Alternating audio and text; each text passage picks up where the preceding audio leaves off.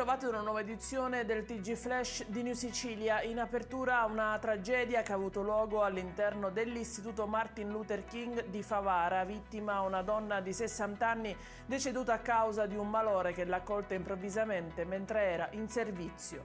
Inizialmente la collaboratrice scolastica è stata soccorsa da alcuni colleghi che hanno anche contattato il 118. Sul luogo i carabinieri e i sanitari che non hanno potuto far altro che constatarne il decesso. È stato rintracciato il conducente della vettura che giovedì 13 ottobre non ha prestato soccorso al motociclista che è ricoverato in prognosi riservata. L'incidente tra i due mezzi era avvenuto nella zona di Via Oreto, ha causato lesioni gravi al conducente della moto. Nella giornata di oggi l'infortunistica di Palermo ha rintracciato e identificato il conducente dell'auto che si era dato alla fuga senza prestare alcun soccorso.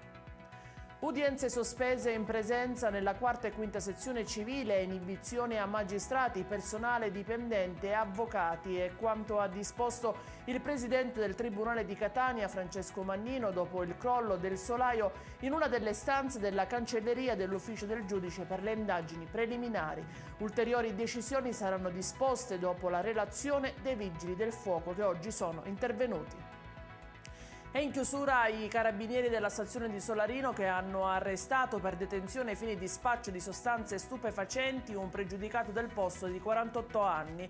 La droga, a seguito di perquisizioni in casa, veniva confezionata nonostante la presenza di bimbi piccoli. I soldi invece venivano depositati dai clienti nella cassetta postale con un cognome fittizio. L'uomo è stato posto ai domiciliari e il denaro, lo stupefacente e il materiale sequestrato.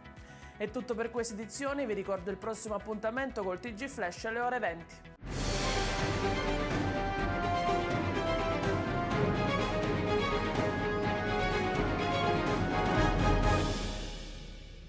Procar, centro assistenza autorizzato BMW e Mini, adesso anche BMW Motorrad, via George Marshall 7, Mister Bianco, Catania.